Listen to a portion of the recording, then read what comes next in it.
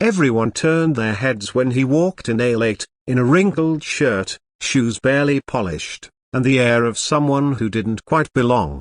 No one paid him much mind at first. Just another single dad trying to keep it together, right? But something about him made the room shift, just a little. Maybe it was the way he held his daughter's hand, like she was made of glass and gold. Maybe it was the quiet strength in his tired smile. Whatever it was, it caught the principal's eye, and before the meeting was over, she did something no one saw coming. She didn't ask about grades or behavior reports. She asked if he believed in second chances, a broken bar, and then she asked to marry him. You're going to want to hear how this story unfolds, because it's not just about romance. It's about grace, grit, and the way love sometimes walks in when you're just trying to do the right thing. He blinked, stunned, unsure if he heard her correctly. The hum of the fluorescent lights and the shuffle of chairs seemed to fall away, like the world had gone silent just to let her words settle in the air. Her voice had been calm, sure, but not rehearsed, as if it had come straight from a place she hadn't known existed until that moment. Around them, the other parents were oblivious, too caught up in test scores and schedules. But for him, time had paused.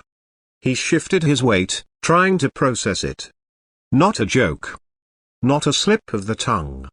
She looked at him the way someone looks at something they've waited a long time to find, not flashy, not perfect, but real. And he'd only come here because his daughter had begged him. Said it mattered to her. He didn't expect to even speak. Didn't think anyone would remember he was there. His daughter had told him the principal was different, not like the others. She said the woman listened, not just with ears but with eyes, with her full face.